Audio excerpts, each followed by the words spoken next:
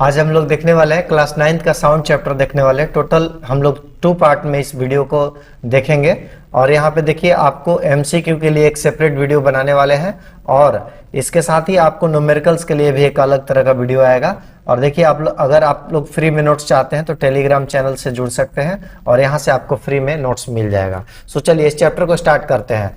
अभी देखिए ये जो टॉपिक्स है, जो इसका कंटेंट है, यहाँ पे लिखा हुआ है क्या क्या हम पढ़ाने वाले हैं। सो एक बार गो थ्रू हो जाइएगा। हम लोग सीधे आते हैं यहाँ पे चैप्टर को शुरू करते हैं। तो पहले हम लोग डिस्कस करते हैं चैप्टर का इंट्रोडक्शन से कि साउंड क्या चीज है। तो देखिए यहाँ पे साउंड के बारे में लिखा हुआ है एक लाइन कि sound is a form of energy, यानी कि साउंड एक तरह का एनर्जी है और वो क्या करता है, which produces a sensation of hearing. इसका मतलब वो हमारे कान में एक सेंसेशन प्रोड्यूस करता है जिसके कारण हम लोग क्या करते हैं, सुन पाते हैं। अब देखिए थोड़ा सा इसको हम लोग डिटेल करते हैं। Sound is created when something is vibrate. यहाँ पे इस शब्द को देखिए, वाइब्रेट। यहाँ पे आप इसमें देख रहे हैं, यहाँ पे पीटने के बाद ही यहाँ पे क्या हो रहा है, वाइब्रेशन हो रहा है। चाहे आप कोई भी चीज बिना वाइब्रेशन का साउंड प्रोड्यूस नहीं हो सकता है। चाहे आप बांसुरी बजाने के कंडीशन में देख लीजिए, वहां पे एयर से वाइब्रेशन होता है। ड्रम हम लोग पीटते हैं, ढोलक, तबला, स्ट्रिंग, गिटार, वायलिन, कोई भी चीज है, बिना वाइब्रेशन का कोई साउंड प्रोड्यूस नहीं हो सकता है। इसका मतलब पहला पार्ट क्लियर हो गया कि साउंड प्रोड्यूस होने के लिए वाइब्रेशन एक नेसेसरी एलिमेंट्स है। दूसरा पार्ट देखते हैं, इसमें क्या है, सेंसेशन का चर्चा किया गया है। तो यहां पे देखिए हियरिंग सेंसेशन का है। यहां से जो साउंड निकल रहा है ये कानों तक पहुंचता है और उसके बाद ये यहां पे होते होते ये सिग्नल कहां तक जाएगा, आपको ब्रेन तक जाता है। इसका जो एक हम लोग है ना सेपरेट पार्ट हम लोग देखने वाले हैं। इसको पार्ट 2 में हम लोग देखेंगे कि आपका ईयर सिस्टम जो है कैसे वर्क करता है। यहाँ पे जो साउंड है सबसे पहले यहाँ से एंट्री करते हुए कैसे ये सेंसेशन इस पार्ट में देगा, फिर यहाँ पे देगा, फिर ये ब्रेन तक कैसे पहुंचाएगा, इन सारी चीजों को हम लोग लास्ट में देखने वाले हैं। लेकिन फिलहाल आपका ये तो क्लियर हो गया कि साउंड प्रोड्यूस जो होगा वाइब्रेशन से होगा, उसके बाद उसका एक सेंसेशन प्रोड्यूस होगा कान में, ईयर में, उसके बाद ही हम क्या करेंगे, उसको सुन सकते हैं। ठीक है, तो चलिए आगे हम लोग देखते हैं इस चैप्टर को और डिटेल में। कह रहे हैं कि इस चैप्टर को हम लोग टोटल 3 भाग में देखने वाले हैं। पहला पार्ट जो है प्रोडक्शन, कैसे साउंड जनरेट होगा, यानी कि बिना वाइब्रेशन के साउंड नहीं होगा। दूसरा है प्रोपगेशन, क्या साउंड को चलने के लिए कोई मीडियम की जरूरत है, कैसे ट्रेवल कैसे करेगा ये देखेंगे। और तीसरा पार्ट में होगा कि कैसे साउंड को हम सुन सकते हैं, how can we hear a sound. तो चलिए अब हम लोग डिटेल में इसको शुरू करते हैं। यहां पे देखिए सबसे पहला चीज, साउंड को समझने से पहले हम लोग एक वहां पे एक क्वेश्चन आया था, क्वेश्चन मार्क था कि sound is a form of energy. और ये किस तरह का एनर्जी है, तो वेव एनर्जी है। ये देखिए वेव क्या चीज है, जरा इसके बारे में देखते हैं। एक्चुअल में वेव कुछ नहीं, डिस्टर्बेंस है, यानी किसी मीडियम को डिस्टर्ब किया जाता है तो वेव प्रोड्यूस होता है। अब ध्यान से देखिएगा, पिछला एनिमेशन में देखिए यहाँ पे क्या किया जा रहा है, ये देखिए यहाँ पे वाइब्रेशन प्रोड्यूस हो रहा है, यानी कि यहाँ पे वाइब्रेशन प्रोड्यूस हुआ यानी कि वेव हुआ। तो मीडियम को डिस्टर्ब किया जा रहा है, कैसे डिस्टर्ब किया जा रहा है, यहाँ पे पीट करके डिस्टर्ब किया जा रहा है। सो मीडियम का डिस्टर्ब होना यानी वाइब्रेशन का प्रोड्यूस होना। वाइब्रेशन क्या है भाई, फॉर्म ऑफ एनर्जी है, यानी कि। और अब इसको डिटेल से देखिए कि ये जो डिस्टर्बेंस होता है इसमें क्या एक नेसेसरी चीज है कि एनर्जी जो है वन प्लेस से अदर प्लेस तक पहुंचता है। ये एक इंपॉर्टेंट कीवर्ड है, जरा यहां से यहां तक देखिएगा, one place to another place. जैसे देखिए यहां पे एक वाइब्रेशन क्रिएट किया गया है, यहां पे देखिएगा इस एनिमेशन को ध्यान से देखिए, यहां पे एनर्जी क्या हो रहा है, इस डायरेक्शन में ट्रांसफर हो रहा है। सो एनर्जी यहां पे ट्रांसफर हो रहा है। जब वाइब्रेशन क्रिएट हो रहा है तो एनर्जी क्या हो रहा है, ट्रांसफर हो रहा है। जैसे यहां पे देखिए इस वेव को हम लोग मैक्सिकन वेव के नाम से जानते हैं। फुटबॉल या क्रिकेट के ग्राउंड में, स्टेडियम में देख रहे हैं, देखिए यहां पे क्या हो रहा है, एक वेव का फॉर्म क्रिएट हो रहा है, एक एनर्जी जो है ट्रांसफर हो रहा है। सो यहां पे only energy is transfer, not matter. यहां पे देखिए ये जो पार्टिकल्स है क्या उठ करके ये यहां तक आया है, नहीं। लेकिन यहां पे देखिए समथिंग इज फ्लोइंग, यहां पे देखिए कुछ तो फ्लो हो रहा है, ठीक है, यहां पे एनर्जी जो है, जैसा यहां पे एनर्जी का सिर्फ ट्रांसफर हो रहा है इस डायरेक्शन में, लेकिन ये जो पार्टिकल्स है, पार्टिकल्स नहीं मूव कर रहे हैं। देखिए यहां पे जो हाथ से पकड़ा हुआ है आदमी, ये यहीं पे पार्टिकल्स है, ये आगे की तरफ नहीं बढ़ रहा है, सिर्फ एनर्जी का ट्रांसफर हो रहा है। समथिंग इज ट्रांसफर, वो क्या है? एनर्जी है। पार्टिकल्स जो है रिमेन कांस्टेंट है। वही यहां पे लिखा हुआ है कि energy is transfer not matter. ये जो मैटर है ये ट्रांसफर नहीं होता है, सिर्फ क्या होता है? एनर्जी होता है। इस एनिमेशन में भी देखिए यहां पे समथिंग इज फ्लोइंग, लेकिन जो व्यक्ति जहां पे है वहीं पे बैठा है, लेकिन एक वेव का पैटर्न ले रहा है। सम एनर्जी विल फ्लो, यहां पे कुछ एनर्जी जो है फ्लो कर रहा है, लेकिन जो व्यक्ति का पोजीशन जहां पे है वहीं पे है, यानी कि सारे जो पार्टिकल्स है वो कांस्टेंट है, सिर्फ एनर्जी का फ्लो होता है। और सबसे इंपॉर्टेंट बात है कि substance that wave moves through is called a medium.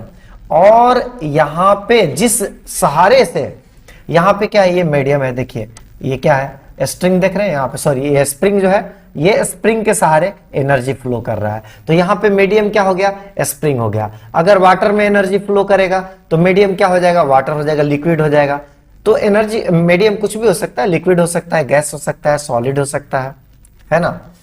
या अभी कुछ आपका ये मीडियम जो शब्द आया है, हम लोग देखेंगे इसमें वेव के कुछ ऐसे भी पैटर्न मिलेंगे जहां पे मीडियम की जरूरत नहीं पड़ेगी, तो उस चीज को हम लोग वैक्यूम, उस टाइप के पैटर्न को भी आगे चल के देखने वाले हैं। देखिए ये तो that medium moves back and fourth, ये क्या है? मीडियम बैक एंड फोर्थ, यानी कि देखिए यहां पे पहले तो क्या कर रहा है? आगे की तरफ जा रहा है और फिर पीछे की तरफ आ रहा है। अब ध्यान से देखिएगा एक बार, यहां पे क्या गया? मूव हुआ और फिर बैक आया, तो बैक एंड फोर्थ होगा, या फिर आपका अप एंड डाउन, इस तरह से क्या होगा? पोजीशन का चेंजिंग होगा। अभी देखिए इसको हम लोग और डिटेल से देखते हैं आगे। यहां पे करें example of a wave in our daily life. Daily life में क्या क्या एग्जांपल्स है इसको देख लेते हैं। देखिए we make a call to our friend, हम लोग फ्रेंड्स को कॉल करते हैं कम्युनिकेशन के लिए, और यहाँ पे happening via audio, but entire process is of transmission of a signal from the talker to the receiver. यानी यहाँ पे अगर कोई व्यक्ति फोन किया है और यहां से यहां पे कोई रिसीवर है, तो ये जो इंटायर प्रोसेस है ये कैसे जा रहा है? वेव के फॉर्म में जा रहा है। अगर ये वायरलेस है देन ये सिग्नल क्या होगा? पहले जाएगा स्टेशन को ये एक वेव फॉर्म, और वहां से रिसीवर तक आएगा। अगर ये टेलीफोन वायर के थ्रू है तो वायर में एक वाइब्रेशन फ्लो होगा, और यहां से हम लोग का क्या होगा? एक इस पॉइंट से शुरू हुआ, ये पॉइंट क्या हुआ? आपका ट्रांसमिट यहां से हो रहा है और रिसीव यहां से हो रहा है। सो इस तरह से यहां पे डेली लाइफ में आपका कम्युनिकेशन का है। उसके बाद फोन कन्वर्ट्स और वॉइस इनटू इलेक्ट्रिकल सिग्नल, जो फोन जो है उस सिग्नल को पहले इलेक्ट्रिकल में कन्वर्ट कर देता है, then propagate either through copper wires और थ्रू एंटीना। देखिए अभी हम जिस बात को बता रहे थे कि या तो कॉपर वायर के थ्रू, यानी कि अगर एक टेलीफोन जो हम लोग पहले, आजकल बहुत कम हो गया है, यानी कि जो क्या बोल सकते हैं आप, जो वायर के थ्रू जा रहा है टेलीफोन, तो उसमें क्या है कि यहाँ पे इलेक्ट्रिकल सिग्नल के लिए कॉपर वायर में कन्वर्ट कर दिया गया है। और फिर अगर वायरलेस है तो यहाँ पे क्या होता है? एक एंटीना जो होगा, एंटीना पे क्या होगा? सबसे पहले यहाँ पे सिग्नल आएगा, यानी कि ट्रांसमिट होकर के सिग्नल यहाँ तक आएगा, और फिर यहाँ से ये सिग्नल किसको भेजेगा? रिसीवर को भेजेगा। सो इस तरह से होल प्रोसेस है। ये एक डेली लाइफ का एग्जाम्पल है। आगे देखते हैं, यहाँ पे टाइप्स ऑफ वेव के बारे में चर्चा कर रहे हैं। देखिए कह रहे हैं कि mainly two types of sound waves. Sound wave जो है ना, ये दो तरह के होते हैं। पहला जो है आपका मैकेनिकल वेव है, और दूसरा जो है इलेक्ट्रोमैग्नेटिक वेव है। वन बाय वन हम लोग ध्यान से देखते हैं। मैकेनिकल वेव एक ऐसा वेव जिसको ट्रेवल करने के लिए आपको मीडियम की जरूरत होती है, और इलेक्ट्रोमैग्नेटिक वेव जो होते हैं इनको मीडियम की जरूरत नहीं है। यानी मैकेनिकल वेव मीडियम की जरूरत इनको पड़ती है, इलेक्ट्रोमैग्नेटिक वेव जो है मीडियम के साथ भी चलते हैं, मीडियम के बिना भी चलते हैं। यानी इस तरह के वेव को हम लोग आगे देखने वाले हैं। सो अभी देखते हैं मैकेनिकल वेव क्या है, जरा देखते हैं। ये क्या है कि mechanical wave is a wave that is an oscillation of matter and is responsible for the transfer energy through a medium। यानी मीडियम से, देखिए यहाँ पे एनर्जी का ट्रांसफर हो रहा है, देख रहे हैं, यानी यहाँ पे ऑब्जेक्ट यहाँ से चल करके यहाँ तक एक एनर्जी का ट्रांसफर हो रहा है। और इसके भी फर्दर दो टाइप्स होते हैं। पहला जो है ट्रांसवर्स है और दूसरा जो है लॉन्गिट्यूडनल है। हम लोग देखते हैं वन बाय वन इसमें क्लियरिफाई करते हैं क्या है लॉन्गिट्यूडनल और क्या है ट्रांसवर्स। अभी देखिए यहाँ पर ट्रांसवर्स वेव क्या है, when the movement of the particles is at right angles, यानी कि मूवमेंट देखिए यहाँ पे अप एंड डाउन, यानी कि मूवमेंट जो है एक बार इस तरह से अप एंड डाउन इस तरह से है और पार्टिकल का पोजीशन जो है एनर्जी जो है इस तरह से ट्रांसफर हो रहा है। देखिए हम लोग थोड़ा सा इसको और डिटेल से आगे एनिमेशन के माध्यम से समझाने वाले हैं, थोड़ा सा अभी इसमें जो वर्डिंग से उसको देख लेते हैं। क्या है परपेंडिकुलर टू द मोशन, क्या परपेंडिकुलर, यही परपेंडिकुलर की बात कर रहे हैं। यानी आप चिड़िया को देखते हैं, चिड़िया कैसे है, जो उसका विंग्स है अप एंड डाउन मूवमेंट करता है और पार्टिकल क्या होता है आगे की तरफ, सॉरी पार्टिकल नहीं, ये एनर्जी जो है किधर की तरफ फ्लो होगा, आगे की तरफ। कुछ ऐसा ही है यहाँ पे। Water is an example of transverse wave, water जो है इसका एक एग्जाम्पल है ट्रांसवर्स वेव का। लाइट वेव जो है ये भी एक ट्रांसवर्स वेव का है। इलेक्ट्रोमैग्नेटिक वेव जितने भी है ये सब क्या है ट्रांसवर्स वेव के एग्जाम्पल्स हैं। आगे देखिए यहाँ पे, ये देखिए यहाँ पे आप ध्यान से देखिए, ये पार्टिकल्स जो है अप एंड डाउन मूवमेंट हो रहा है, लेकिन एनर्जी किधर की तरफ बढ़ रहा है, आगे की तरफ बढ़ रहा है। यहाँ पे भी देखिए पत्थर फेंका गया ना इस वाटर में, तो यहाँ पे क्या हो रहा है, एक वाइब्रेशन क्रिएट हो रहा है, लेकिन वाइब्रेशन क्या है, अप एंड डाउन हो रहा है यहाँ पे। और देखिए एनर्जी किधर मूव कर रहा है, आगे की तरफ मूव कर रहा है। सो अगला एनिमेशन देखते हैं इसमें। और इसमें देखिए यहाँ पे देखिए एक रस्सी वाला रोप को क्या करते हैं, रोप को यहाँ पे मूव किया जा रहा है। देखिए पार्टिकल सब यहीं पे है, सेम पार्टिकल चेंज नहीं हो रहा है, जो पार्टिकल जहां पे है वहीं पे है, लेकिन देखिए समथिंग यहाँ पे कुछ एनर्जी फ्लो हो रहा है, ऐसे ऐसे करके यहाँ पे आ रहा है, यानी कुछ एनर्जी का तो फ्लो हो रहा है, लेकिन देखिए यहाँ पे क्या हो रहा है, मूवमेंट यहाँ पे ऊपर जा रहा है फिर नीचे आ रहा है, ऊपर जा रहा है नीचे आ रहा है। अब ध्यान से देखिए यहाँ पे पैटर्न ऊपर गया था फिर नीचे आया। सो इस तरह से ऊपर नीचे अप एंड डाउन यहाँ पे कर रहा है। इसमें भी देखिए यहाँ पे पार्टिकल अप एंड डाउन हो रहा है, अप एंड डाउन हो रहा है। अब मूवमेंट किधर हो रहा है, आगे की तरफ हो रहा है। तो जहां पे पार्टिकल का मूवमेंट जो है अप एंड डाउन हो और एनर्जी का ट्रांसफर क्या हो, आपको लॉन्गिट्यूडनल हो, यानी कि इस तरह से एनर्जी ट्रांसफर हो और मूवमेंट क्या हो, परपेंडिकुलर हो, तो उस तरह के वेव को क्या कहेंगे, ट्रांसवर्स। और ट्रांसवर्स सीधे सीधे आप लोग ध्यान में रखिएगा, ट्रांसवर्स शब्द क्या है, पैरेलल में भी हम लोग पढ़ते थे, ये पैरेलल लाइन होता था और ये वाली लाइन क्या होती थी, ट्रांसवर्सल लाइंस होती थी, है ना। तो उस तरह से यहाँ पे समझने वाली बात है कि ये वाला जो मोमेंट होगा ऐसे होगा एनर्जी का, और अप एंड डाउन यहाँ पे आपका वाइब्रेशन जो है क्रिएट होगा। चलिए आगे देखते हैं।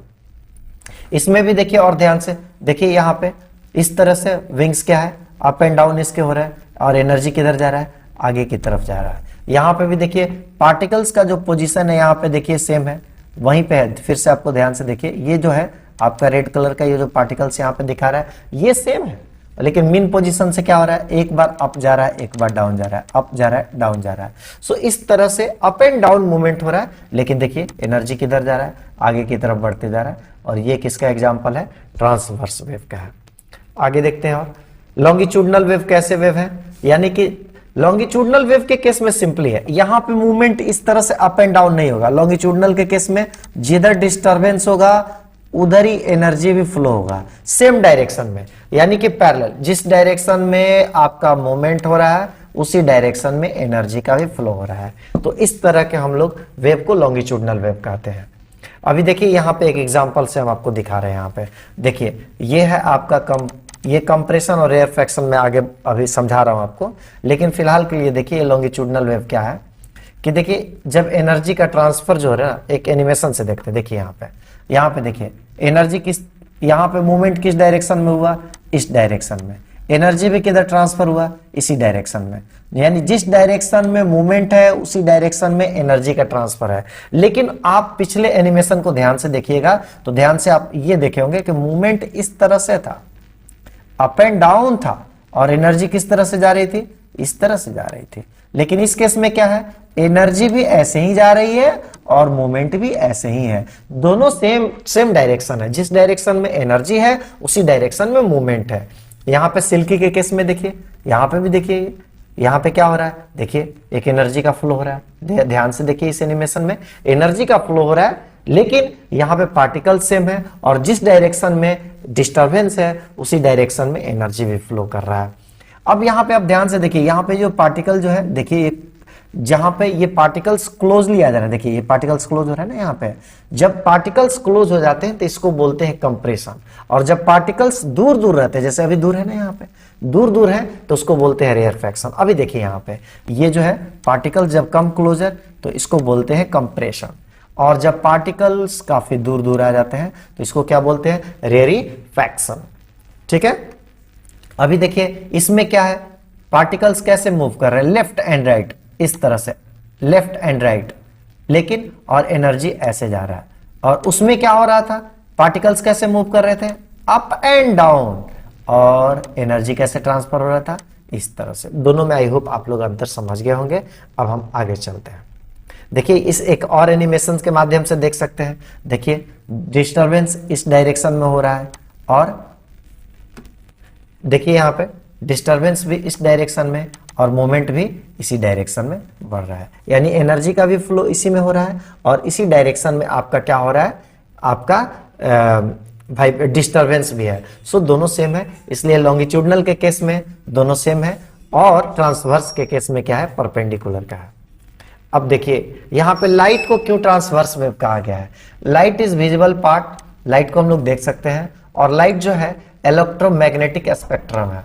आप हायर क्लास में इसको थोड़ा और डिटेल से पढ़ने वाले हैं, इलेक्ट्रोमैग्नेटिक स्पेक्ट्रम क्या है, लेकिन फिलहाल आपको समझा देते हैं। Which compromises a range of different wavelength, ये वेवलेंथ क्या होता है ना, आगे आपको हम क्लियर करने वाले हैं।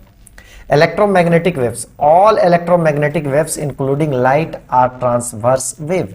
जो लाइट जो है ट्रांसवर्स वेव है, और जितने भी इलेक्ट्रोमैग्नेटिक वेव है वो सब के सब ट्रांसवर्स वेव के कैटेगरी में आते हैं।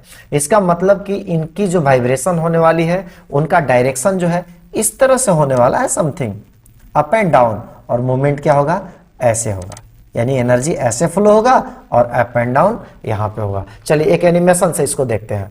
यहाँ पे इलेक्ट्रोमैग्नेटिक वेव को यहाँ पे एक एनिमेशन आपको दिखा रहे हैं, ये देखिए।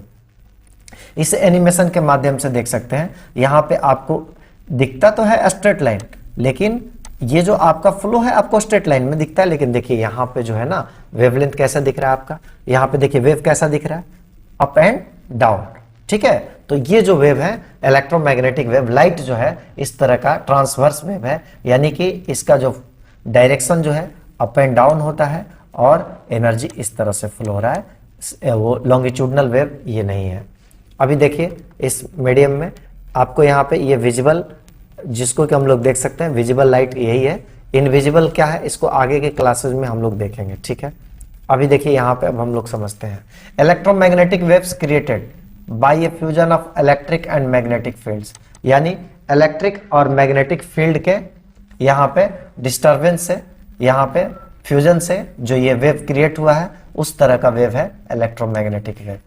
यहाँ पे द लाइट, और आगे देखते हैं क्या है कि the light you see the colours around you are visible because of electromagnetic wave. Electromagnetic wave के कारण ही जो विजिबल लाइट है हमको दिखाई दे रहा है। One interesting property of air is the that unlike mechanical wave electromagnetic wave do not need a medium to travel, यानी कि इलेक्ट्रोमैग्नेटिक वेव्स जो होते हैं इनको ट्रेवल करने के लिए मीडियम की जरूरत नहीं है, यानी कि ये बिना मीडियम के भी चल सकते हैं और मीडियम के साथ भी चल सकते हैं। इलेक्ट्रोमैग्नेटिक की जो प्रॉपर्टी होती है उनकी ये प्रॉपर्टी एक यूनिक प्रॉपर्टी है कि जो मीडियम के साथ भी चलते हैं, मीडियम के बिना भी चलते हैं, और जो मीडियम के बिना चलते हैं तो उसको हम लोग उस समय को क्या बोलते हैं, वैक्यूम। और इवन जो इलेक्ट्रोमैग्नेटिक वेव है ना उनकी जो स्पीड होती है ना वो वैक्यूम में ज्यादा होती है, यानी कि जब वो मीडियम में ट्रेवल करते हैं तो उनकी स्पीड क्या होगी, कम होगी, लेकिन वैक्यूम के केस में उनकी स्पीड क्या होगी, ज्यादा होगी। एग्जांपल के तौर पे लाइट वेव जो है ना उसका स्पीड देखिए वैक्यूम में क्या होता है, ज्यादा होता है, जबकि वाटर में क्या होगा, कम होगा।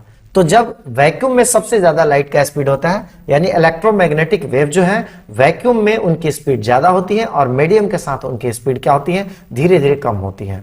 Solid, liquid and gas, actual में ये जो रिफ्रैक्टिव इंडेक्स जो लाइट चैप्टर में पढ़ना है वहां पे आप लोग देखेंगे कि किस तरह से लाइट का बिहेवियर है। मैं यहाँ पे ज्यादा आपको लाइट में नहीं ले जाना चाहता हूं। ठीक है, फिलहाल कुछ इलेक्ट्रोमैग्नेटिक वेव के एग्जांपल देख लेते हैं। X ray, radio waves, ultraviolet waves, ये सारे जो एग्जांपल है आपको इलेक्ट्रोमैग्नेटिक वेव के एग्जांपल्स है। आगे देख लेते हैं कुछ अभी हम लोग डिफरेंस देख लेते हैं दोनों में। देखिए पहला डिफरेंस तो आपको अभी बताया कि इनको मीडियम की जरूरत पड़ेगी, इनको नहीं पड़ेगी। ये मीडियम के साथ भी चल सकते हैं, बिना मीडियम के भी चल सकते हैं। ये कैसे वाइब्रेट करेंगे? मैकेनिकल, अप एंड डाउन, है ना। यहाँ पे form due to varying electric and magnetic field, यहाँ पे इलेक्ट्रिक एंड मैग्नेटिक फील्ड के प्रोडक्शन से बनते हैं इलेक्ट्रोमैग्नेटिक वेव। यहाँ पे इनकी स्पीड जो है, देखिए इनकी स्पीड थोड़ी सी कम है मैकेनिकल वेव की। इलेक्ट्रोमैग्नेटिक वेव की जो स्पीड है बहुत ज्यादा, इवन वैक्यूम में क्या है सबसे ज्यादा है। कैन बी ट्रांसवर्स और लॉन्गिट्यूडनल। मैकेनिकल वेव क्या हो सकता है आपके? ट्रांसवर्स भी हो सकता है, लॉन्गिट्यूडनल भी हो सकता है, लेकिन इलेक्ट्रोमैग्नेटिक वेव जो होगा ऑलवेज ट्रांसवर्स इन नेचर होगा। वो क्या होगा आपका? ट्रांसवर्स होगा, इसमें आपका लॉन्गिट्यूडनल नहीं होगा। यानी कि ट्रांसवर्स कहने का मतलब ये हो गया कि इनके जो मोमेंट है इस तरह से होंगे और एनर्जी इस तरह से बढ़ेगा। ठीक है, अब चलिए आगे देखते हैं। ये तो मैं दिखा चुका हूं आपको। अब आगे देखते हैं कुछ terminology related two waves. Waves के संदर्भ में कुछ हम लोग देख लेते हैं। यहाँ पे ये चीज हम आपको डील करने वाले हैं। क्रेस्ट क्या है, ट्रफ क्या है, वेवलेंथ क्या है, अब इनको हम लोग वन बाई वन देख लेते हैं। देखिए जो डिस्टरबेंस हुआ था, ये देखिए हम लोग क्या है ना, मैं आपको एक रफ आइडिया दे रहा हूं। यहाँ पे सपोज करिए कि ये मीन पोजीशन है। जो डिस्टरबेंस हो रहा था वाटर में, आप देखे होंगे कि एक बार हाई वेव बन रहा था, ऊपर की तरफ जा रहा था, एक बार नीचे की तरफ जा रहा था। अगर इन दोनों का एक मिडिल पोजीशन लिया जाए तो इस वाले पोजीशन को हम लोग मीन पोजीशन बोल सकते हैं। सो देखिए ये मीन पोजीशन से ना मैक्सिमम ये जो डिस्प्लेसमेंट है, ये मीन पोजीशन से अगर परपेंडिकुलर डिस्टेंस ये जो है, जो मैक्सिमम यहाँ पे जो गिराएंगे, ये वाला जो टिप है ना, इसको बोलेंगे क्रेस्ट। और जो ये नीचे वाला जो मैक्सिमम टिप जो जहां पे जा रहा है ना, इसको क्या बोलेंगे? ट्रफ। यानी कि आइदर साइड जो मैक्सिमम डिस्प्लेसमेंट, अगर अपवर्ड जो मैक्सिमम डिस्प्लेसमेंट है इसको क्रेस्ट बोलेंगे, और डाउनवर्ड जो मैक्सिमम डिस्प्लेसमेंट है इसको क्या बोलेंगे? ट्रफ बोलेंगे। ठीक है, आगे देख लेते हैं वेवलेंथ क्या है। तो देखिए एक यहां पे जो crest to crest, one crest से दूसरा क्रेस्ट, यानी कि जो कंजेक्यूटिव नेक्स्ट जो क्रेस्ट होगा, एक क्रेस्ट से दूसरे क्रेस्ट के जो बीच की दूरी होगी, इसी को क्या बोलते हैं? वेवलेंथ बोलते हैं। या फिर आप एक ट्रफ से दूसरा जो ट्रफ आएगा उनके बीच का भी जो डिस्टेंस है उनको भी वेवलेंथ बोल सकते हैं। या फिर इस मीन पोजीशन से नेक्स्ट मीन पोजीशन, कब? जब एक कंप्लीट वेव बने। ये यहां से नहीं लेना है, ये देखिए एक ऊपर गया, उसके बाद नीचे आया, फिर ये एक कंप्लीट, यानी कि एक अप और एक डाउन। ये जो है ना यहां तक ये क्या हुआ? हाफ साइकिल हुआ, और ये दोनों मिलाकर के क्या हुआ? वन कंप्लीट साइकिल हुआ। साइकिल क्या मतलब? एक बार एक अप और एक डाउन, यानी एक क्रेस्ट और एक ट्रफ, दोनों को मिला दिया जाएगा तो एक कंप्लीट साइकिल बनेगा। सो वन कंप्लीट साइकिल बनाने में यहां से लेके एक मीन से दूसरे मीन के बीच का ये जो डिस्टेंस है, ये आपको वेवलेंथ कहलाएगा। और इस वेवलेंथ को हम लोग किससे डिनोट करते हैं? लेम्डा से डिनोट करते हैं। इस तरह से ये लेम्डा लिखा जाता है, ग्रीक वर्ड है। इसका एसआई यूनिट क्या हो गया? मीटर हो जाएगा। मीटर क्यों एसआई यूनिट हुआ? क्योंकि देखिए डिस्टेंस मेजर कर रहा है ना, और डिस्टेंस ये यहां से लेकर के क्या है? यहां तक, और डिस्टेंस का एसआई यूनिट क्या होता है? मीटर होता है। सो वेवलेंथ को हम लोग एसआई यूनिट मीटर होता है, और वेवलेंथ को किससे डिनोट करते हैं? लेम्डा से डिनोट करते हैं। आगे देखते हैं। देखिए यहाँ पे एम्पलीट्यूड क्या है। सो ये जो मैक्सिमम डिस्प्लेसमेंट यहाँ पे जो क्रेस्ट से एक परपेंडिकुलर जो ड्रॉन कर दिया जाए, यानी जो maximum displacement from mean position, mean position से देखिए ये जो टॉप मोस्ट जो मैक्सिमम डिस्प्लेसमेंट है, मीन पोजीशन से ये बॉटम में जो मैक्सिमम डिस्प्लेसमेंट है, ये जो वर्टिकल डिस्टेंस आपको दिख रहा है ना, ये वाला, यही एम्पलीट्यूड कहलाएगा। ठीक है, सो ये मीन पोजीशन से मैक्सिमम ऊपर या नीचे की तरफ जो डिस्प्लेसमेंट हो रहा है, यही आपको एम्पलीट्यूड कहा जाएगा। आगे देखते हैं फ्रीक्वेंसी क्या चीज है। फ्रीक्वेंसी देखिए, फ्रीक्वेंसी का कार्य है ना, यहां पे आपको 1 सेकेंड में, देखिए ये जो वेव बन रहा है ना यहां पे, अभी आप बताएं, जैसे एक एग्जांपल ले लेते हैं। यहां पे देखिए इस तरह से आपका वेव का प्रोडक्शन हो रहा है, तो आप ध्यान से देखिए यहाँ पे कितने वेव बने। यहाँ मीन से मीन 1, यहाँ मीन से मीन आपको 2, और यहाँ पे 3, और ये हाफ, 3.5 बना।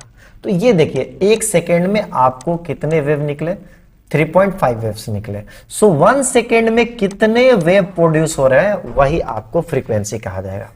देखिए यहाँ पे एक फ्रीक्वेंसी है, यहाँ पे 1 सेकंड में बहुत ज्यादा वेव निकला है, इतने सारे वेव है, तो ये हाई फ्रीक्वेंसी है। यहाँ पे देखिए 1 सेकंड में कम वेव प्रोड्यूस हो रहा है, तो ये कौन सी फ्रीक्वेंसी कहेगी? Low frequency. यानी कि जब 1 सेकंड में आपके वेव का प्रोडक्शन यानी वाइब्रेशन, 1 सेकंड में कोई चीज कितना वाइब्रेट कर रहा है अप एंड डाउन इस तरह से, तो जो 1 सेकंड में जो वाइब्रेशन है उसी को फ्रीक्वेंसी कहा जाएगा। तो 1 सेकंड में जितना ज्यादा वाइब्रेशन होगा वो फ्रीक्वेंसी क्या होगा? High frequency. जब 1 सेकंड में फ्रीक्वेंसी ज्यादा है तो हाई फ्रीक्वेंसी, जब 1 सेकंड में फ्रीक्वेंसी कम है तो इस तरह को क्या बोलेंगे? Low frequency. अब ध्यान देखने वाली एक इंटरेस्टिंग बात है, जब फ्रीक्वेंसी ज्यादा है तो दोनों के बीच में देखिए एक क्रेस्ट और दूसरे क्रेस्ट के बीच का दूरी लेम्डा क्या है? कम है। अब यहां पे देखिए लेम्डा क्या है, ये वेवलेंथ क्या है? देखिए ध्यान से देखिए, कौन सा वेवलेंथ ज्यादा लग रहा है? तो नीचे वाला। ऊपर वाला वेवलेंथ क्या है? छोटा है। तो जब फ्रीक्वेंसी बड़ा होगा तो वेवलेंथ क्या होगा? छोटा होगा। जब फ्रीक्वेंसी छोटा होगा तो वेवलेंथ क्या होगा? बड़ा होगा। यानी कि दोनों के बीच का एक रिलेशन, बड़ा ही यूनिक रिलेशन मिल रहा है। यानी फ्रीक्वेंसी का ज्यादा होना, वेवलेंथ का कम होना, फ्रीक्वेंसी का कम होना, वेवलेंथ का ज्यादा होना। तो अगर एक इंटरेस्टिंग पैटर्न बनाया जाए और फ्रीक्वेंसी को अगर हम लोग f से डिनोट करें और यहां पे वेवलेंथ को अगर लेम्डा से डिनोट किया जाए तो f इज इक्वल टू 1/λ। देखिए यहां पे एक इंटरेस्टिंग चीज है, यानी कि f जो है, यहां पे ध्यान से देखिए f जो है ये क्या है? वेवलेंथ हम लोग लेम्डा से दिखाएं, यानी कि फ्रीक्वेंसी का बढ़ना, लेम्डा का घटना। अब यहां पे दोनों क्या है? इनवर्सली प्रोपोर्शनल में है, एक बढ़ेगा दूसरा क्या होगा? घटेगा। अभी देखिए इसमें और भी हम लोग इंटरेस्टिंग रिलेशन निकालने वाले हैं, आगे देखते हैं। और इसको एसआई यूनिट किससे डिनोट करते हैं हम लोग? हर्ट्ज से डिनोट करते हैं। इसका एसआई यूनिट क्या है? HZ लिखा गया है, हर्ट्ज। और इसको ग्रीक लेटर V, ये V जो लिखा हुआ है ना, V नहीं है न्यू, इसको न्यू से डिनोट किया जाता है। आपको किसी किसी बुक में इसको F से भी डिनोट किया गया है फ्रीक्वेंसी को। ऐसे आप न्यू पढ़िए या F पढ़िए, दोनों एक ही बात है। आगे देखते हैं। यहाँ पे 1 कंप्लीट साइकिल क्या है? देखिए यहां से ये चला चला चला, ये नीचे आया और ये 1 कंप्लीट साइकिल हो गया। यहाँ पे ये एक दूसरा कंप्लीट साइकिल हो गया। सो यहाँ पे साइकिल क्या हो गया? कंप्लीट हो गया। आगे देखते हैं।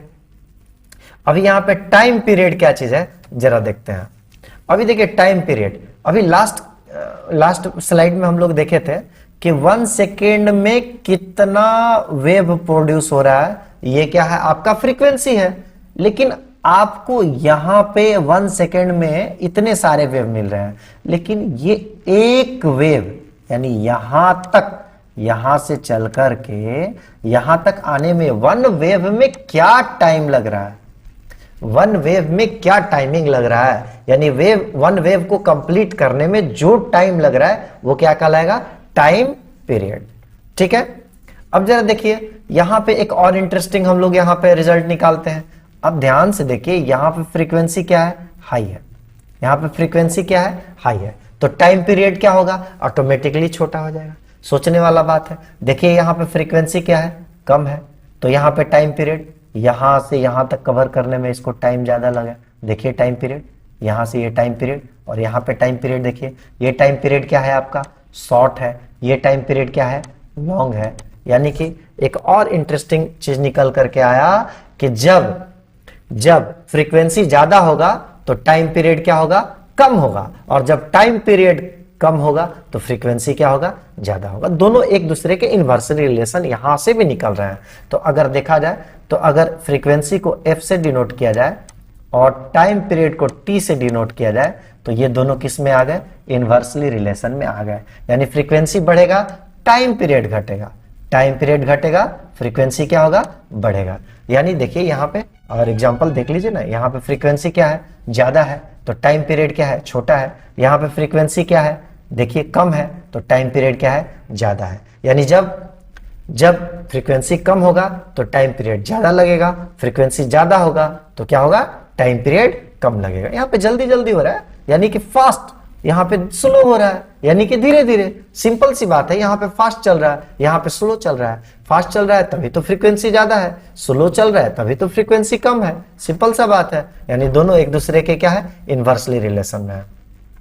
टाइम पीरियड को बता दिए। अब यहाँ पे वही चीज हमने यहाँ पे लिखा हुआ है और ध्यान से आप लोग देख लीजिएगा।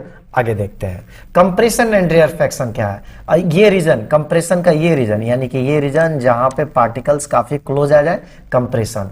ये रीजन जहां पे पार्टिकल्स काफी दूर दूर आ जाए, ये क्या हो गया आपका रेयरफैक्शन। ठीक, चलिए अब हम लोग देखते हैं कि वेलोसिटी ऑफ वेव क्या चीज है। तो वेलोसिटी कहने का मतलब है, अब सिंपल सा वर्ड है वेव का वेलोसिटी। यहाँ पे हम लोग अगर ध्यान से देखें 9th क्लास में पढ़े थे कि स्पीड या वेलोसिटी का डेफिनेशन हम लोग क्या पढ़े थे, स्पीड इज इक्वल टू क्या पढ़े थे, डिस्टेंस अपॉन टाइम। यहां पे भी सेम चीज है, यानी कि एक वेव के द्वारा 1 सेकेंड में क्या डिस्टेंस ट्रेवल किया गया है, वही क्या हो गया आपका वेलोसिटी ऑफ वेव। और चूंकि ये भी एक तरह वेव भी वेलोसिटी सेम चीज है जो हम लोग 9th क्लास में पढ़े थे, इसलिए यहां पे उसका एसआई यूनिट भी क्या है, मीटर पर सेकेंड, जो कि नॉर्मल स्पीड का होता है। अभी देखिए इसको किससे डिनोट करते हैं, यहाँ पे v से इसको डिनोट किया जाता है। अब कुछ मीडियम में देखते हैं कि साउंड का स्पीड क्या है। देखिए यहाँ पे सी वाटर के केस में साउंड का स्पीड 1531। यहाँ पे एक इंटरेस्टिंग चीज आप ऑब्जर्व करिए, ध्यान से देखिए, यहाँ पे एयर के केस में क्या 346 है। यहाँ पे सबसे कम इन सब में देखिए तो एयर का ही है, यानी कि साउंड का स्पीड सबसे मिनिमम जो होता है वो गैसियस स्टेट में होता है, क्योंकि गैस के मॉलिक्यूल्स क्या होते हैं, काफी एक दूसरे से दूर दूर होते हैं, सो एनर्जी का ट्रांसफर इजीली नहीं होता है। जबकि सॉलिड के केस में काफी क्लोजली पैक होते हैं, इसलिए सबसे ज्यादा साउंड का स्पीड जो है सॉलिड के केस में होता है, कंपैरेटिवली लिक्विड में कम होता है, और गैस में सबसे कम होता है। यहां पे आप ऑब्जर्व भी कर सकते हैं। यहां पे देखिए एयर और वाटर के केस में ही यहां पे देखिए 346 और 15, लगभग 5 टाइम्स यहाँ पे डिफरेंस है। यहाँ पे जो साउंड का स्पीड आपका गैसियस स्टेट में है, वही यहाँ पे लिक्विड के केस में 5 टाइम्स ज्यादा है। यहाँ पे देखिए एल्युमिनियम के केस में बहुत ही ज्यादा है, लगभग 15 टाइम्स यहाँ पे ज्यादा हो जा रहा है। सो इस तरह से आपका डेंसिटी पे तो डिपेंड करेगा ही, लेकिन सबसे जो इंटरेस्टिंग बात यह है कि साउंड जो है आपको गैसियस, लिक्विड और सॉलिड मीडियम जो होगा तो उस पे तो डिपेंड है कि आपका गैस के स्टेज में सबसे कम साउंड का स्पीड होगा, लिक्विड में थोड़ा ज्यादा होगा, और सॉलिड के केस में सबसे ज्यादा साउंड का स्पीड होगा। आगे देखते हैं और देखिए यहां पे एक रिलेशन निकालते हैं। अभी हम जो वहां पे अभी लिखे थे ना, स्पीड इज इक्वल टू क्या लिखे थे, डिस्टेंस अपॉन टाइम। देखिए यहां से एक हम लोग इंटरेस्टिंग रिजल्ट निकालते हैं। आप ध्यान से देखो, स्पीड को हम लोग यहाँ पे v से डिनोट कर लेते हैं। डिस्टेंस क्या चीज है, जरा ध्यान से देखिए तो इसमें डिस्टेंस क्या है, ये आपका इस तरह से वेव बनता है। ये एक मीन से दूसरे मीन तक आने में यही डिस्टेंस लेमडा कहलाता है ना, यहां से लेकर के यहां तक यही तो आपका लेमडा है, यानी 1 लेमडा हो गया। तो डिस्टेंस को हम लोग किससे डिनोट कर सकते हैं, लेमडा से, वही यहां पे लिखा हुआ है। दूसरा रहा सवाल टाइम पीरियड का, यानी कि आपको 1, यानी कि यहां से एक सपोज करिए ट्रफ से ट्रफ के ले रहे हैं, तो ये अगर एक वेवलेंथ कह रहे हैं या ऊपर वाला एक वेवलेंथ है, तो एक वेवलेंथ कंप्लीट करने में कितना टाइम लगा। अगर इसको हम लोग टी से डिनोट करें तो टाइम क्या हो जाएगा आपका, टी हो जाएगा। तो वही लिखे हैं यहाँ पे, टाइम पीरियड क्या है आपका, टी है। देखिए ऊपर में क्या लिखा हुआ है, लेमडा। ये लेमडा किस चीज को डिनोट करता है, डिस्टेंस को, और टाइम पीरियड टाइम को। अब जरा ध्यान से देखिए, एक और इंटरेस्टिंग चीज यहाँ पे बता रहे हैं, जो कि पहले भी बता चुके हैं आप लोगों को, कि लेमडा में और फ्रीक्वेंसी में क्या रिलेशन है। ध्यान से देखिए, इन दोनों में इनवर्सली रिलेशन होता है, यानी कि यहाँ पे देखिए, जब यहाँ पे फ्रीक्वेंसी जितना ज्यादा होगा, लेमडा क्या होगा, छोटा होगा। अब देखिए फ्रीक्वेंसी यहां पे जब आपका क्या होगा, कम होगा, तो यहां पे लेमडा क्या हो गया, बड़ा हो गया। यानी फ्रीक्वेंसी का कम होना, लेमडा का बड़ा होना, फ्रीक्वेंसी का ज्यादा होना, लेमडा का छोटा होना। यानी फ्रीक्वेंसी जब ज्यादा होगा तो वेवलेंथ क्या होगा, कम होगा, और फ्रीक्वेंसी कम होगा तो वेवलेंथ क्या होगा, ज्यादा होगा। यानी लेमडा और फ्रीक्वेंसी एक दूसरे के इनवर्सली रिलेशन में है। तो lambda is equal to 1/f हो गया। तो यहां पे ध्यान से देखिए, b is equal to lambda by T है। अगर इसको ऐसे कर दिया जाए, लेमडा और t के जगह पे लिख दिया जाए 1/f, यानी f को अगर ऊपर भेज दिया जाए तो क्या हो जाएगा, v is equal to f into lambda. यही चीज यहाँ पे एक इंटरेस्टिंग रिलेशन जो है यहाँ पे निकल के आया है। v इज इक्वल टू क्या लिखा हूं मैं, एफ इंटू लेमडा। ठीक है, अब देखिए यहां पे आगे देखते हैं प्रोडक्शन ऑफ साउंड। साउंड कैसे कैसे प्रोड्यूस होगा, उसके लिए क्या करना होगा। तो ये तो स्टार्टिंग में ही मैं बताया हूं कि साउंड को प्रोड्यूस होने के लिए वाइब्रेशन नेसेसरी है, यानी जब तक से वाइब्रेशन नहीं होगा तब तक से साउंड वेव नहीं क्रिएट होगा। यानी ये जो वाइब्रेशन जो है क्रिएटिंग ए प्रेशर वेव, एक प्रेशर वेव क्रिएट करता है, और ये प्रेशर वेव जो है अपने पड़ोस में जो अगल बगल जो पार्टिकल्स हैं उनको क्या करते हैं, डिस्टर्ब करते हैं, और इस तरह से फर्दर ये जो वेव है आगे कंटिन्यू बढ़ते जाता है। यही लिखा हुआ है कि this pressure wave cause particles in the surrounding medium. Surrounding medium को क्या कर देता है, वो वाइब्रेशन प्रोड्यूस करता है, और यही वाइब्रेशन द मैटर और substance through which sound is transmitted is called medium. यानी जिस मीडियम में ये वाइब्रेशन हो रहा है, यानी कि कोई चीज आप वाइब्रेट कर रहे हैं, जैसे अगर आप सपोज करिए कि आप सिंबल्स, ड्रम्स, ढोलक, तबला, झाल किसी चीज को आप बजाते हैं ना, तो यहाँ पे आपने वाइब्रेशन क्रिएट किया, उसके बाद ये वाइब्रेशन जो है एयर्स, पार्टिकल्स, मॉलिक्यूल्स के बीच में यहाँ पे ट्रांसफर होकर के दूसरा रिसीवर जो होगा किसी ईयर तक पहुंचने का काम करता है। तो यहाँ पे मीडियम क्या है, एयर है। सपोज करिए अभी ट्रेन के पटरी पे ट्रेन बहुत दूर होता है, लेकिन आप यहाँ पे कान लगा करके सुनते हैं ट्रेन बहुत दूर होता है, तो क्या होता है कि यहाँ पे वेव जो है ना, अभी हम बताए हैं पिछले स्लाइड्स में कि सॉलिड के केस में जो साउंड का स्पीड होता है बहुत ही ज्यादा होता है, इसलिए बहुत दूर जब ट्रेन होती है तभी जाकर के आपको साउंड सुनाई देने लगता है, क्योंकि यहाँ पे मीडियम क्या है, आपका सॉलिड है। और लिक्विड के केस में भी क्या है, आपका गैस से मीडियम क्या है आपका, सॉरी वेलोसिटी क्या है, साउंड का ज्यादा है। सो यहाँ पे मीडियम का होना बहुत जरूरी है साउंड के लिए। अब यानी कि वाइब्रेशन के अलावा साउंड में आपको मीडियम नहीं है। जैसे मान लीजिए आप मून पे गए हुए हैं और मून पे आप ट्राई कर रहे हैं किसी दोस्त से बात करने के लिए, तो आपको नहीं आवाज आएगा, क्योंकि वहां पे क्या होगा आपका कि इन्वायरमेंट नहीं है, यानी कि सराउंडिंग्स में एयर नहीं है। सो यहाँ पे दो आदमी अगर खड़ा है तो एक दूसरे का आवाज नहीं सुन सकता है, क्योंकि दोनों के बीच की जो डिस्टेंस कितना भी कम हो, लेकिन यहाँ पे सराउंडिंग्स में एयर्स नहीं है, यानी कोई मीडियम नहीं है, जिसके कारण साउंड जो है एक जगह से दूसरे जगह ट्रांसफर नहीं हो रहा है, क्योंकि साउंड वेव एक ऐसा वेव है जिसको ट्रांसफर होने के लिए मीडियम एक नेसेसरी फैक्टर है। अभी देखिए अगला लास्ट पॉइंट क्या है, the human ear detects. Lastly जब आपका जो ईयर जो है ना, यहाँ पे ईयर, जब ईयर तक यहाँ पे साउंड जब पहुंचा तो क्या होगा, vibrating air particle vibrate small parts. कान का एक स्मॉल पार्ट्स जो है आपको ईयर ड्रम उसको जाके क्या कर देगा, हीट कर देगा। सो ईयर ड्रम को हीट करेगा, उसके बाद क्या होगा, देखिए ईयर के जो हम लोग ना विस्तृत रूप से इसको लास्ट में पढ़ने वाले हैं ईयर के बारे में, ठीक है। सो अभी हम उसको ज्यादा चर्चा यहाँ पे नहीं करते हैं, चलिए आगे देखते हैं। अभी देखिए यहाँ पे वाइब्रेशन आपको क्लियरली दिख रहा होगा। यहाँ पे देखिए वाइब्रेशन बेस ड्रम सा। वायलिन के केस में देखिए यहाँ पे वाइब्रेशन आपको दिख रहा होगा। फ्लूट के केस में यहाँ पे एयर से, यहाँ पे देखिए यहाँ पे भी वाइब्रेशन दिख रहा है, यहाँ पे पीट करके। ये सितार में देखिए स्ट्रिंग के द्वारा है। माउथ ऑर्गन यहाँ पे फ्लूट्स के द्वारा है। यहाँ पे क्लैपिंग करके देखिए वाइब्रेशन प्रोड्यूस किया जा रहा है। यानी कि कोई ना कोई मेथड से आपको मीडियम को वाइब्रेट कराना बहुत जरूरी है, तभी जाकर के साउंड का क्या होगा, प्रोडक्शन होगा। इन जितने भी आप एनिमेशंस में देख रहे हैं, इन सारे एनिमेशंस में यही किया गया है, कहीं ना कहीं मीडियम को वाइब्रेट कराया जा रहा है, तब जाकर कहीं साउंड प्रोड्यूस हो रहा है। चलिए आगे देखते हैं। इसमें कर रहा है वाइब्रेशन प्रोड्यूस, यही बात यहाँ पे लिखा हुआ है, we have seen the vibration cause sound production. अभी लास्ट स्लाइड में देखे हम लोग कि वाइब्रेशन है, यही साउंड को प्रोड्यूस करा रहा है। दूसरा बात क्या है, when an object vibrates then the air around its also vibrate.